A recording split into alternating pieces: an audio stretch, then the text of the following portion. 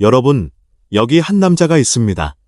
날카로운 진실의 칼날로 연예계의 치부를 가차없이 베어내며 스스로를 정의의 심판자라 칭했던 남자, 기자 출신 유튜버 이진호.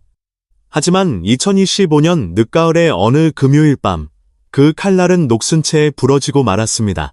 강남의 심장부에서 시속 100km의 광란의 질주를 벌인 그는 혈중 알코올 농도 0.158%의 만취 상태로 경찰에 체포되었습니다. 그리고 그의 옆자리, 칠흑 같은 어둠 속에서 함께 체포된 그의 연인인 현직 여기자는 이 모든 비극을 향해 차가운 냉소를 짓고 있었습니다. 오늘 우리는 한 사람의 단순한 범죄를 이야기하려는 것이 아닙니다. 진실을 팔아 부와 명성을 쌓아 올린 한 남자가 어떻게 스스로를 파멸시켰는지, 그리고 그가 대중에게 던졌던 정의라는 이름이 얼마나 끔찍한 위선이었는지, 그 충격적인 밤의 모든 기록을 낱낱이 파헤쳐보려 합니다. 2025년 11월의 마지막 금요일 밤, 서울 강남의 거리는 불야성을 이루고 있었습니다. 얼마 전 내린 가을비에 젖은 아스팔트는 화려한 네온 사인을 반사하며 마치 기름을 뿌려놓은 듯 번들거렸죠. 고된 한 주를 마친 사람들의 웃음소리와 값비싼 외제차들의 엔진 소리가 뒤섞여 활기가 넘치는 거리. 하지만 그 평화로운 밤의 공기는 단 한 대의 차량으로 인해 순식간에 공포로 얼룩지기 시작했습니다. 강남경찰서 소속 교통 순찰차 한 대가 테헤란로를 순찰하던 바로 그때였습니다. 레이더망에 믿을 수 없는 속도로 질주하는 검은색 외제 세단 한 대가 포착됩니다. 시속 100km. 도저히 서울 도심이라고는 믿을 수 없는 속도였습니다. 차량은 술에 취한 듯 비틀거리며 차선을 넘나들었고 아슬아슬하게 다른 차들을 스쳐 지나가는 모습은 금방이라도 대형 사고를 일으킬 듯한 일촉즉발의 상황이었습니다. 순찰차의 베테랑 경찰관은 직감했습니다. 저건 단순한 과속이 아니다. 100% 음주, 혹은 그 이상이다. 검은색 세단. 즉시 정차하십시오. 반복합니다. 즉시 정차하십시오. 아우! 순찰차의 사이렌이 밤의 정적을 찢으며 울려 퍼졌고 확성기를 통해 단호한 경고가 수차례 반복되었습니다. 하지만 검은 세단은 그 경고를 비웃기라도 하듯 오히려 속도를 더 높여 도주하기 시작했습니다. 늦은 시간까지 거리를 오가는 택시들, 버스 정류장에서 막차를 기다리는 시민들, 그리고 횡단보도를 건너는 취객들 사이를 고개하듯 빠져나가는 그 모습은 그야말로 광란의 질주였습니다. 도로 위의 모든 차량과 사람들은 순식간에 잠재적 피해자가 되었습니다. 약 5분간의 숨막히는 추격전이 이어졌습니다. 경찰은 더 큰 사고를 막기 위해 순찰차 여러 대를 동원해 차량의 도주로를 입체적으로 차단했고 마침내 강남역 인근의 한적한 이면도로에서 검은 세단의 앞을 가로막는 데 성공했습니다. 끼익 하는 날카로운 타이어 마찰음과 함께 도로 위의 시한폭탄은 마침내 멈춰섰습니다. 경찰관들이 긴장된 표정으로 차량에 접근해 문을 열자 코를 찌르는 독한 술 냄새가 차 안에서 폭풍처럼 쏟아져 나왔습니다. 그리고 운전석에 앉아있는 남자의 얼굴을 확인한 순간 경찰관의 눈은 커질 수밖에 없었습니다. 흐트러진 머리, 풀린 동공, 붓다 못해 검붉어진 얼굴, 수십만 구독자 앞에서 늘 날카롭고 자신감 넘치던 목소리로 연예인들의 비리를 고발하던 유튜버 이진호였습니다. 선생님, 음주운전하셨습니다. 하차해서 측정에 협조해 주시죠. 경찰의 단호한 요구에 그는 혀가 잔뜩 꼬인 목소리로 변명을 늘어놓기 시작했습니다. 아니, 내가 누군지 알고 대리 불렀는데 잠깐 앞에만 가려고 한 겁니다. 그의 비틀거리는 몸짓과 횡설수설하는 말투는 그가 방송에서 보여주던 논리 정연한 모습과는 너무나도 거리가 먼 그저 초라하고 한심한 변명일 뿐이었습니다. 음주 측정 결과 그의 혈중 알코올 농도는 0.158%, 이는 면허 취소 기준인 0.8%를 2배 가까이 초과하는 수치로 사실상 자신의 몸을 제대로 가누지도 못하는 인사불성의 상태에서 운전대를 잡았다는 것을 의미했습니다. 하지만 이 끔찍한 밤의 진짜 비극은 이제부터 시작이었습니다. 경찰관들이 이진호를 체포하는 과정에서 조수석에 앉아있던 한 여성이 마치 아무 일도 없다는 듯 너무나도 태연한 표정으로 차에서 내렸습니다. 그녀는 현직 매체 소속의 기자이자 이진호의 연인으로 알려진 인물이었습니다. 생사의 갈림길을 오가는 위험천만한 질주를 바로 옆에서 겪었음에도 그녀의 얼굴에서는 공포나 반성의 기미를 단 1%도 찾아볼 수 없었습니다.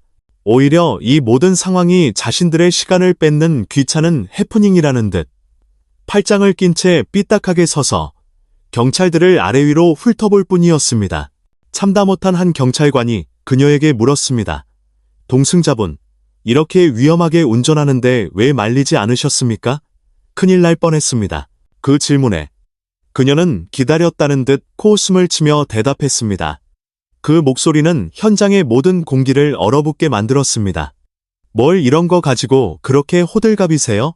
사람 다치지도 않았잖아요. 우리 바쁜 사람들이니까 빨리 처리나 해주시죠. 호들갑, 그리고 사람 다치지도 않았잖아요. 이 두 마디는 단순히 철없는 말이 아니었습니다. 그것은 법과 상식, 그리고 타인의 생명에 대한 존중을 완벽하게 상실한 자들의 오만함 그 자체였습니다. 잠재적 살인 행위를 저지르고도 결과적으로 사고가 나지 않았으니 아무 문제 없다는 식의 그 뻔뻔함.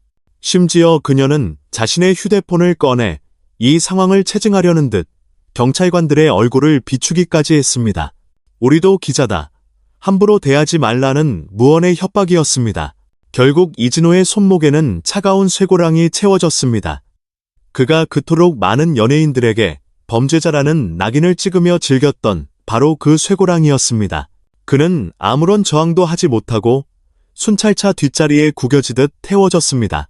그가 사라진 후에도 그의 연인은 조금의 동요도 없이 자신의 외제차를 호출해 현장을 떠났다고 합니다. 마치 방금 전까지 함께 죽음의 질주를 벌였던 연인의 체포가 자신과는 아무런 상관없는 일이라는 듯이 말입니다. 이 소식은 순식간에 모든 언론과 온라인 커뮤니티를 통해 퍼져나갔습니다. 속보, 유튜버 이진호, 강남서 만취 운전으로 현행범 체포. 자극적인 제목의 기사들이 쏟아져 나왔고 그를 믿고 지지했던 팬들의 세상은 무너져 내렸습니다. 분노와 실망을 넘어선 깊은 배신감. 한때 그의 채널을 후원까지 했다는 한 구독자는 이렇게 절규했습니다. 나는 당신이 진실을 말한다고 믿었다. 그래서 당신이 누군가를 비판할 때 함께 목소리를 냈고 당신이 공격받을 때 당신을 지켜줬다. 그런데 당신의 진실은 고작 이런 것이었나? 타인의 비리에는 그렇게 엄격하던 당신이 왜 자신의 범죄 앞에서는 이토록 관대한가? 당신은 우리 모두를 배신했다. 그렇습니다. 이것은 단순한 음주운전 사건이 아니었습니다. 이것은 진실과 정의라는 가면을 쓰고 대중을 기만해온 한 유튜버의 추악한 민낯이 드러난 사건이며 그를 맹목적으로 믿었던 팬들의 순수한 신뢰가 산산조각 난 배신의 현장이었습니다. 무엇이 그를 이토록 괴물로 만들었을까요? 그리고 이 사건은 폭로라는 이름 아래 자행되는 수많은 콘텐츠들의 위험성에 대해 우리에게 어떤 경고를 보내고 있는 것일까요? 우리는 이제 그가 쌓아 올린 명성의 성이 어떻게 모래성처럼 허무하게 무너져 내렸는지 그 깊은 균열의 원인을 추적해봐야만 합니다. 차가운 쇠고랑이 그의 손목을 감싸던 그 순간 유튜버 이진호가 쌓아 올린 진실의 제국은 처참하게 무너져 내렸습니다. 하지만 우리가 정말 주목해야 할 것은 한 개인의 단순한 타락이 아닙니다. 우리는 질문해야만 합니다. 과연 무엇이 그를 이토록 오만하고 무모한 괴물로 만들었는가? 그리고 그의 몰락은 사이버 레카라는 이름으로 진실을 독점하고 여론을 재단하는 이 시대의 유튜버들에게 어떤 경종을 울리는가? 이제 우리는 사건의 표면을 넘어 그 이면에 숨겨진 우리 사회의 불편한 진실과 마주해야 합니다. 이진호는 본래 스포츠신문 연예부 기자 출신이었습니다. 그는 취재 현장에서 연예계의 생리를 누구보다 빨리 파악했습니다. 대중은 스타의 화려한 모습 뒤에 감춰진 스캔들과 비리에 열광하며 자극적인 폭로일수록 더 높은 조회수와 돈으로 이어진다는 사실을 말입니다. 유튜브라는 새로운 플랫폼은 그에게 날개를 달아주었습니다. 더 이상 데스크의 간섭 없이 오직 자신의 판단만으로 취재하고 편집하고 송출할 수 있는 1인 미디어의 시대. 그는 이 기회를 놓치지 않았습니다. 그의 채널 연예부장 이진호는 개설 초기부터 폭발적인 인기를 끌었습니다. 그는 기존 언론이 다루기 꺼리는 민감한 이슈들, 예를 들어 유명 연예인의 숨겨진 가족사나 알려지지 않은 부동산 투기 의혹 등을 거침없이 파헤쳤습니다. 그의 영상에는 늘 단독, 최초 공개라는 자극적인 꼬리표가 붙었고 대중은 그의 용기에 열광했습니다.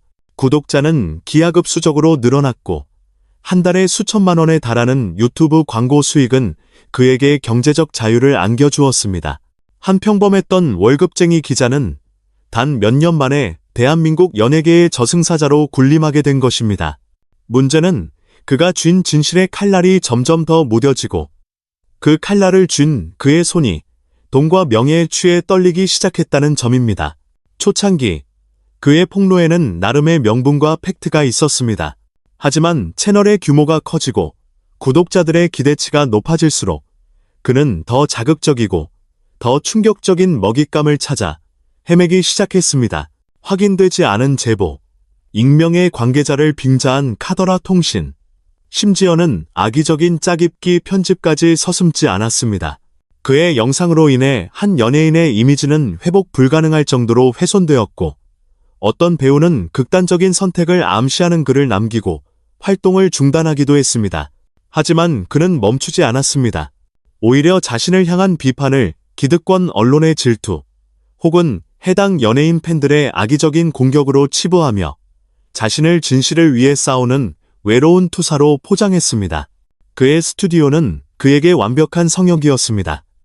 그곳에서 그는 판사였고 검사였으며 때로는 신이었습니다.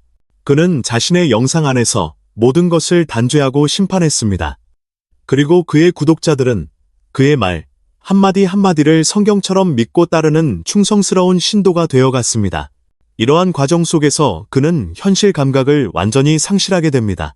온라인에서의 막강한 영향력이 마치 현실 세계에서도 자신을 법 위에 군림하는 존재로 만들어준다는 착각에 빠진 것입니다. 나는 진실을 말하는 사람이니 이 정도 실수는 괜찮아.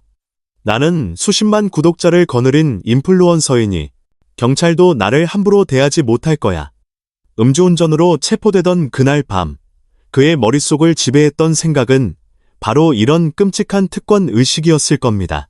시속 100km의 질주는 단순한 객기가 아니었습니다. 그것은 세상을 자신의 발 아래 두고 있다는 오만함의 폭주였고, 자신은 결코 심판받지 않을 것이라는 위험한 착각이었습니다.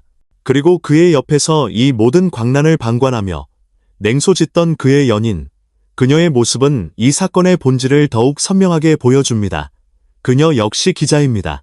누구보다 사실을 객관적으로 보고 사회적 정의와 책임에 대해 고민해야 할 직업을 가진 사람입니다.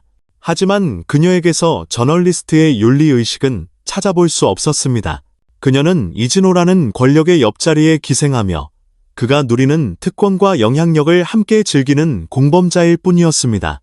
우리는 너희와 다르다는 선민의식, 법과 상식 따위는 우리에게 적용되지 않는다는 그 오만함, 그녀의 그 차가운 표정은 진실을 다루는 직업이 얼마나 쉽게 타락하고 괴물로 변할 수 있는지를 보여주는 소름 끼치는 증거였습니다. 이진호의 체포 소식이 전해진 후 연예계의 반응은 예상외로 차가웠습니다. 과거 그의 폭로로 인해 고통받았던 동료 연예인들은 물론 그와 친분을 유지했던 사람들조차 대부분 침묵으로 일관했습니다. 한 익명의 연예계 관계자는 언론 인터뷰를 통해 이렇게 말했습니다. 올 것이 왔다는 반응이 대부분입니다. 그는 선을 넘어도 한참 넘었습니다.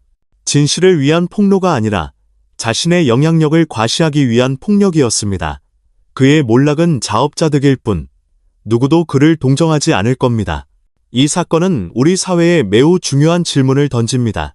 우리는 과연 진실이라는 이름 아래 행해지는 모든 폭로를 정당하다고 말할 수 있는가? 확인되지 않은 사실과 자극적인 편집으로 한 사람의 인생을 파괴하는 사이버 레카들의 표현의 자유는 어디까지 허용되어야 하는가? 이진호는 구속되었지만 제2, 제3의 이진호는 지금 이 순간에도 유튜브 스튜디오의 조명 아래서 새로운 먹잇감을 물색하고 있습니다. 더 자극적인 폭로, 더 높은 조회수를 위해 그들은 기꺼이 또 다른 누군가를 제물로 삼을 준비가 되어 있습니다. 여러분은 이 이야기를 어떻게 느끼셨나요? 이것은 단지 한 유튜버의 개인적인 일탈로 끝날 문제가 아닙니다.